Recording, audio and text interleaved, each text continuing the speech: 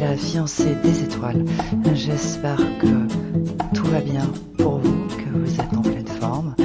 Je vous souhaite la bienvenue à notre rendez-vous hebdomadaire. C'est l'Astro-Tendance du 14 au 20 novembre 2022.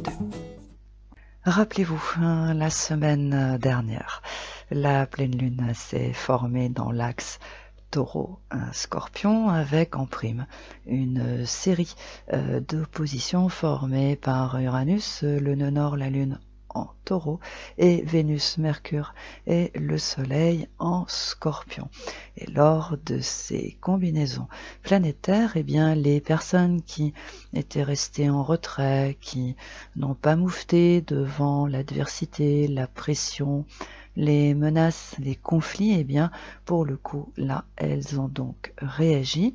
Elles se sont donc libérées de cette situation qui était devenue insupportable, et il faut quand même rappeler et souligner que cette libération était le seul et unique moyen qu'elles avaient à leur disposition, puisque elles ont utilisé toutes les solutions possibles. Elles sont allées au bout du bout, et comme cela n'a pas fonctionné, ça n'a pas réglé le problème, et bien donc elles sont passées à l'action en se libérant de cette situation qui était bien sûr devenue insupportable. Alors cette semaine, eh bien, ces mêmes personnes, elles sont portées par la grâce divine.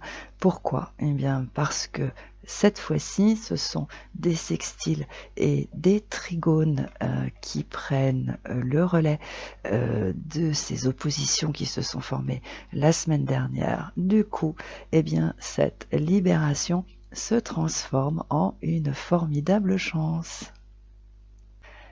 Et tout cela, eh bien, va se dérouler en 3 jours. Donc cela commence mardi 15 novembre et c'est Pluton qui ouvre le bal en se retrouvant au sextile de Mercure en Scorpion. Alors du coup, eh bien, dans un premier temps, eh bien, ces personnes, elles vont retrouver leur discernement, toutes leurs facultés mentales, leur pouvoir de décision et bien sûr leur pouvoir sur leur existence. Certaines vont retrouver la liberté de penser et d'agir, alors que d'autres eh bien, vont avoir des idées de génie. Toujours mardi 15 novembre, on enchaîne avec Neptune en Poisson qui se retrouve au trigone du Soleil en Scorpion. Alors là, l'inspiration va revenir, l'intuition va être beaucoup plus claire, les intentions vont être évidentes, des vocations qui ont été perdues en cours de route eh bien, vont être retrouvées après une période plus ou moins longue de confusion. Eh bien, ces personnes vont savoir ce qu'elles veulent faire et elles vont tout mettre en œuvre, bien sûr, pour le concrétiser. Toujours mardi 15 novembre, oui, c'est quand même une journée enrichissante. Eh bien là, c'est Jupiter en Poisson qui se retrouve au trigone de Vénus en Scorpion. Alors là, la chance eh bien, va se présenter dans des circonstances un peu irrationnelles. Ça, je vous l'accorde, mais sur le fond, pourquoi cette chance va se présenter ? Eh bien, c'est tout simplement grâce à quoi ? Eh bien, grâce au calme, à l'intelligence, la générosité, la discrétion de ces personnes. En fait, eh bien, ces qualités vont les rendre populaires. Ouais, ces qualités vont les rendre très populaires, et en fait cela va favoriser leur réussite, et bien tout simplement par la confiance qu'elles vont inspirer aux autres.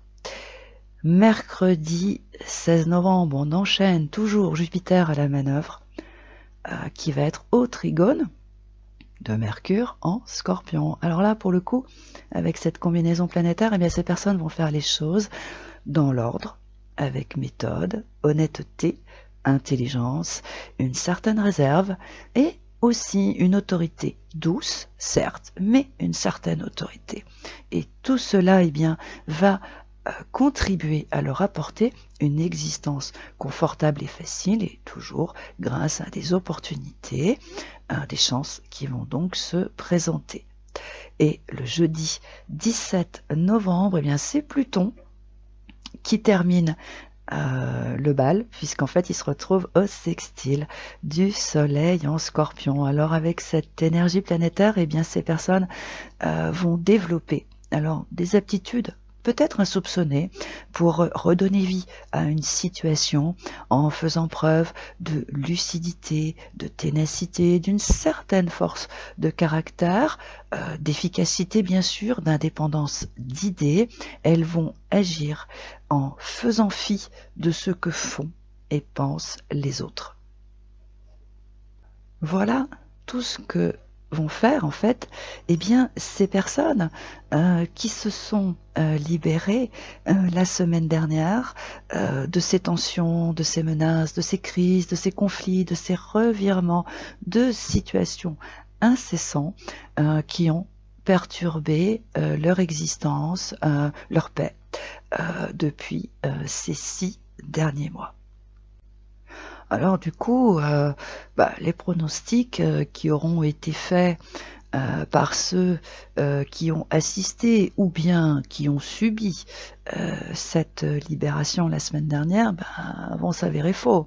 En fait, ces personnes ne sont pas si seules que ça, elles sont pas démunies et encore moins désorientées. En fait et en réalité, eh bien, elles ont plein de choses passionnantes et très intéressantes à faire. Et de plus, et ça je tiens à le souligner, ce que ces personnes vont entreprendre ne va pas uniquement servir leurs intérêts, leur apporter une existence confortable, une réussite, une popularité. Cela va également apporter des bienfaits à des personnes qui en ont également besoin. En fait, voilà, c'est pas là, ce ne sont pas des personnes qui agissent uniquement pour elles. Il faut savoir que ce qu'elles vont entreprendre cette semaine avec ces combinaisons planétaires, eh bien, ça va aussi servir les intérêts de personnes, eh bien oui, qui en ont tout autant besoin.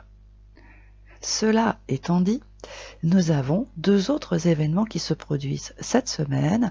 Alors le premier, eh bien, il se passe mercredi 16 novembre avec le passage de Vénus en Sagittaire, et le second, eh bien, c'est jeudi 17 novembre avec le passage de Mercure également dans ce signe. Alors, l'arrivée de ces 2 énergies de feu, eh bien, elles vont requinquer les personnes qui ont pour habitude de foncer, de se battre, de lutter pour obtenir quelque chose. Alors, du coup, eh bien, avec Mercure et Vénus qui se posent en Sagittaire, eh bien, ces personnes vont remonter au créneau, histoire de reprendre la main. Alors, si elles agissent de cette façon, c'est parce qu'en fait, depuis fin octobre, elles ont l'impression que la situation leur a quand même un peu échappé, que la chance leur a tourné le dos, qu'elles sont sur la touche en fait. Et les plus téméraires estiment que depuis ces dernières semaines, le sort s'acharne, puisque elles accumulent les déconvenus. Donc devant en fait cette débâcle, ces aléas et cette traversée du désert, eh bien là pour le coup ces personnes elles ont donc 2 options. Alors la première consiste à ce qu'elles comprennent les raisons de fond qui ont provoqué ces aléas. Elle consiste aussi à ce qu'elles maîtrisent les problèmes et les situations difficiles qui se présentent. Et surtout à viser le long terme, bien évidemment, parce que ce n'est qu'avec le temps qu'elles vont venir à bout de ces difficultés, tout en travaillant d'arrache-pied, en faisant preuve d'un sérieux exemplaire, et surtout en apprenant à contrôler leurs émotions qui en fait ont débordé, et disons les choses comme elles sont, qu'elles ont déversé sur les autres depuis ces 6 derniers mois. Et dans cet état d'esprit plein de sagesse, eh bien, ces personnes vont remonter la pente ou se sortir d'une impasse, alors lentement mais sûrement. Alors, dans cet état d'esprit éclairé, cela implique qu'effectivement, elles vont utiliser les énergies bénéfiques et positives de Vénus et de Mercure en Sagittaire, mais qui sont aussi raccordées à Saturne en Verseau, puisque le Verseau, le Sagittaire, il y a des affinités, il n'y a aucun problème là-dessus. Mais bien évidemment, Saturne, c'est le temps. Donc là, dans cette première option, si ces personnes prennent celle-ci, c'est-à-dire donc elles vont miser sur le temps, elles vont faire preuve de sagesse, et donc oui, effectivement, lentement mais sûrement, elles vont donc se sortir de l'impasse dans laquelle elles se trouvent et elles vont donc remonter la pente. Quant à la deuxième option, et à mon sens, il y a de fortes chances pour que ce soit celle-ci que ces personnes vont choisir, étant beaucoup plus sympa, et aussi beaucoup plus facile en apparence. Alors du coup, toujours pareil, devant la débâcle, les déconvenus et les problèmes à n'en plus finir qui se sont accumulés depuis ces derniers temps, eh bien ces personnes, elles vont faire preuve d'un optimisme excessif. Elles vont dire à qui veut les entendre que tout va parfaitement bien pour elles. Elles vont s'enflammer et s'emballer pour des idées ou des projets sans les étudier en profondeur et sans tenir compte de certains paramètres qui sont incompressibles. Elles vont improviser des situations, des solutions, des idées, tout en pensant que c'est de cette façon, eh bien oui, qu'elles vont redresser la barre ou se sortir d'une impasse. Et dans leur élan ultra optimiste, et étant convaincues que ça va marcher comme sur des roulettes, elles vont dépenser de l'argent sans compter, elles vont être exubérantes dans leurs mouvements, leurs paroles, leur attitude, elles ne vont écouter personne, bien évidemment, mais uniquement leur vision ultra optimiste de la situation, de leurs idées, de leurs projets, de leurs décisions. Et les plus téméraires, parce qu'il faut s'attendre à ce qu'il y en ait qui se distinguent cette semaine, eh bien, peuvent réagir avec colère ou autoritarisme pour imposer de force leur vision ultra optimiste de la situation, de leurs décisions, de leurs initiatives, de leurs idées et de leurs projets. Alors, dans leurs excès d'euphorie, eh bien, ces personnes vont s'engager dans des plans embrouillés, superficiels, chimériques et sans les moyens nécessaires. Elles vont trouver des solutions peu claires, pas très fiables et même parfois très compliquées. Et aussi, avec cet excès de confiance qui va les habiter, elles sont susceptibles de rencontrer des personnes pas très recommandables qui peuvent les duper. Et tout cela parce que elles ne vont pas être capables de porter le jugement qu'il faudrait et qui s'impose sur leurs difficultés et leur intensité, et bien sûr sur leurs conséquences.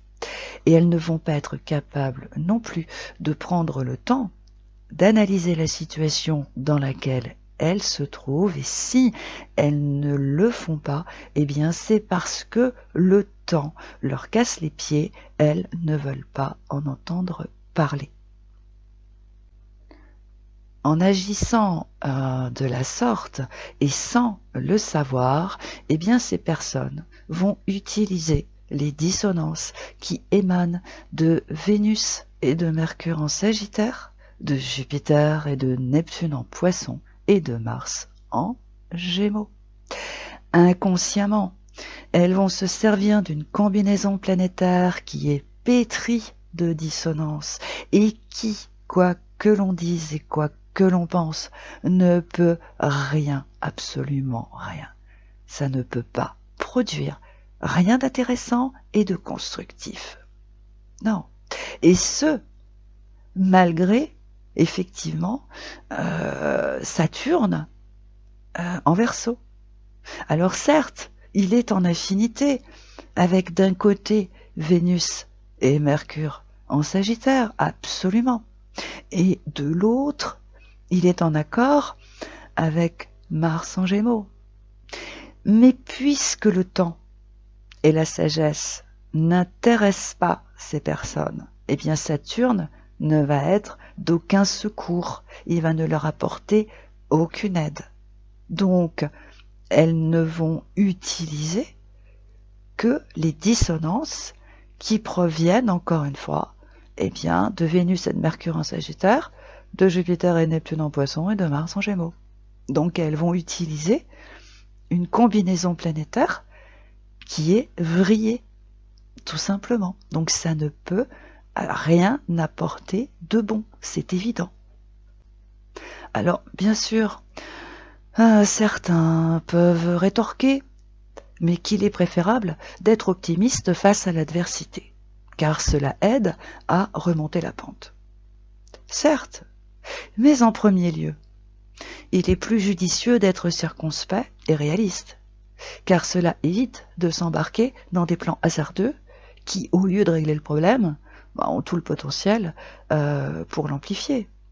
Et on risque de déclencher des contestations, mais devant l'adversité, la prudence est de mise. Car au fond, ce qui l'a créée, cette adversité, c'est l'imprudence, l'imprévoyance, l'inconstance, un esprit bravache. En conséquent, pour que cette adversité disparaisse, il est vraiment préférable de mettre en face du sérieux, de la prévoyance, de la constance, de l'abnégation, de la modestie, de l'humilité. Ce sera beaucoup plus efficace que des idées, des projets, des décisions illusoires issues d'un excès d'optimisme. Du coup, avec ces configurations planétaires particulièrement contrastées, eh bien, cette semaine, eh bien, nous allons assister à des situations tout à fait extraordinaires, parce que nous allons avoir d'un côté, eh bien, des personnes qui se sont libérées la semaine dernière des conflits et de tout ce qui va avec, et qu'il a été dit qu'elles allaient se retrouver seules, ruinées, démunies, désorientées, dans une situation épouvantable, affreuse, et puis finalement, eh bien, contre toute attente, eh bien, ces personnes vont sortir des radars, elles vont évoluer d'une façon stupéfiante et à la fois très discrète, pendant que d'autres, eh bien, vont se lancer dans des plans absurdes, étant encore et toujours pressés, agités et survoltés. Donc, je vous laisse méditer, eh bien, sur les vertus du calme, de l'intelligence, de la générosité, de la discrétion, de la lucidité, de la ténacité, de la force de caractère, de l'efficacité, de l'indépendance d'idées et de l'art de faire les choses dans l'ordre, avec méthode, honnêteté, intelligence, avec une certaine réserve et une autorité à la fois douce et ferme. Et aussi, eh bien, je vous laisse méditer sur l'excès d'optimisme devant l'adversité, les aléas et les difficultés. Voilà, c'était l'astro-tendance de la semaine. Merci de m'avoir écouté jusque-là. Si vous le souhaitez, bien vous pouvez me retrouver le mardi et le jeudi matin entre 10h et 12h. Et bien sûr, vous pouvez consulter Anne-Louise, Bérénice Zélie, Isabelle Edomi et tous les autres membres de l'équipe de Dial Voyance qui se font une joie de répondre à toutes vos questions au 08 90 37 04 70 pour l'audiotel et au 01 84 07 04 48 pour la CB. Si vous le souhaitez, vous pouvez retrouver cette astro-tendance, des podcasts, des horoscopes du mois de novembre et d'autres articles sur mon blog www.lafiancéedesétoiles.com. Et puis si ce n'est pas déjà fait, abonnez-vous à notre chaîne, appuyez sur le pouce en l'air si cette vidéo vous a plu, partagez-la si elle peut éclairer la lanterne de quelqu'un qui en aurait bien besoin, car tout cela nous apporte un grand soutien et augmente notre visibilité. Je vous souhaite une excellente semaine et je vous retrouve la semaine prochaine. Ciao, bye bye.